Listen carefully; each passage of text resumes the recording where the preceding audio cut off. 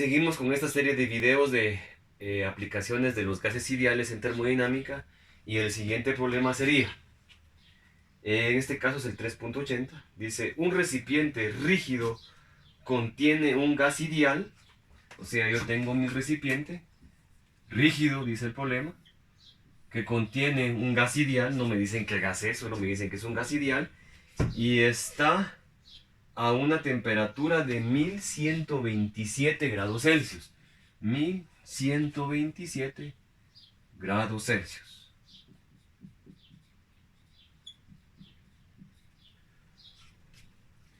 Y a una presión de 200 kilopascales.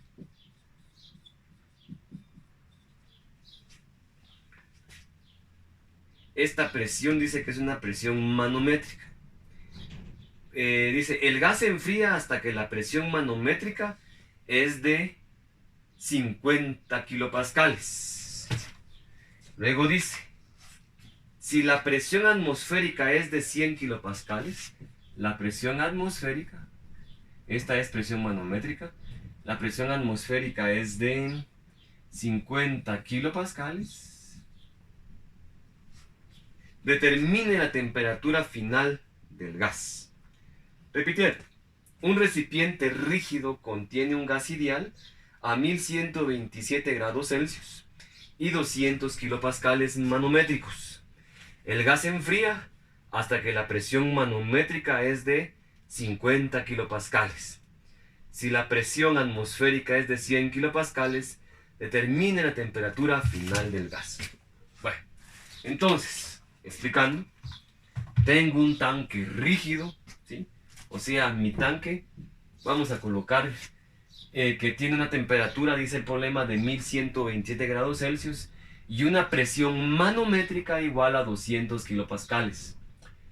Este tanque yo le voy a colocar acá que tiene un volumen que va a ser igual a un volumen 1, ¿sí? Un tanque rígido. Luego algo sucede, dice, y se enfría. Si no estoy mal, el gas se enfría, ¿correcto? Algo sucede y el gas se enfría. Entonces este va a ser mi estado 1. Estado 1. Algo sucede acá, el gas se enfría, y como el gas se enfría, dice que, vamos a colocarle a esto estado 2. Sí. Como el gas se enfría, la presión disminuye hasta 50 kilopascales. La presión que yo tengo acá, manométrica, va a disminuir a 50 kilopascales. Sí, déjenme ver si tengo la temperatura. Entonces lo que me están preguntando es que determine la temperatura después de que se enfría el gas. ¿Estamos? Ahora, analicemos muy bien este problema. Tengo mi tanque rígido, el volumen es, aquí le llamamos que es volumen 1. Ahora, ¿cuál sería el volumen de este tanque en el estado 2? Cuando ya la temperatura desciende. Como el tanque es rígido, el volumen que tengo en el 1 debería ser el mismo volumen que tengo en 2. ¿Por qué? Porque lo único que pasó fue que la temperatura disminuyó, el volumen se mantuvo. Como la temperatura se disminuyó, perdón, aquí sería mi volumen, el volumen que tengo acá sigue siendo mi volumen 1. Como la temperatura disminuyó, entonces lo único que cambió fue la temperatura y la presión. El volumen se mantiene constante porque mi tanque es rígido. Como es un volumen constante, en una clase anterior, antes de Semana Santa, les había explicado que cuando el volumen es constante, el proceso se llama proceso isócoro. ¿Sí? Y les había dicho que el proceso isócoro quedaría que presión 1 dividido temperatura 1 va a ser igual a presión 2 dividido temperatura 2. ¿Sí? Entonces, al estado 1 le voy a llamar 1, temperatura 1, presión 1, volumen 1. Y al estado 2 le voy a llamar presión 2, temperatura 2. Como los volúmenes son iguales, solo me quedaría simplemente esto. Como lo que yo quiero es la temperatura en el estado 2, entonces la temperatura en mi estado 2, despejando esta fórmula que tengo acá, sería que va a ser igual que la presión 2 dividido en la presión 1 va a ser multiplicada por la temperatura 1. Entonces la temperatura 2 va a ser igual a Ahora, aquí me habla de que las presiones que tengo son manométricas. Y yo lo que debo de hacer es, en estas fórmulas de gases ideales, siempre debo colocar temperaturas absolutas y presiones absolutas, no manométricas ni atmosféricas. Eso no lo había explicado, pero una presión absoluta va a ser igual a la presión manométrica más la presión atmosférica. ¿Estamos?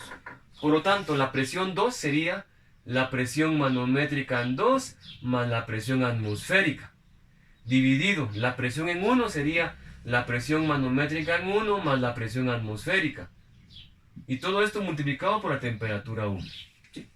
Vamos a colocarle datos. Entonces la temperatura 2 va a ser igual a presión manométrica 2 va a ser igual a 50 kilopascales. 50 kilopascales más la presión atmosférica, que según el problema dice que la presión atmosférica es también de 50 kilopascales, perdón. 100 kilopascales dice el problema, aquí me equivoqué. La presión atmosférica es de 100 kilopascales. Entonces la presión atmosférica sería 100 kilopascales, dividido la presión manométrica en 1, que sería 200 kilopascales, más la presión atmosférica, que sigue siendo 100 kilopascales. Y todo esto multiplicado por la temperatura 1. La temperatura 1 es de 1127 grados Celsius. Pero como yo debo utilizar temperaturas absolutas, debo sumarle 273 para que me quede en Kelvin. Entonces 1127 más 273 me va a quedar 1127 más 273, déjenme ver cuánto es. No tengo ese dato acá, pero lo vemos ahorita rápido en la calculadora. 1127 más 273, exactamente son 1400 Kelvin. O sea, la temperatura 1 es de 1400 Kelvin. Al multiplicar esto y hacer las operaciones, me queda que la temperatura 2 es de 750 Kelvin, que exactamente es igual a 477 grados Celsius. ¿Cómo obtuve estos 477? La respuesta aquí me dan Kelvin, estas respuestas son 750, le resto 273 y me va a dar 477 grados Celsius. Gracias.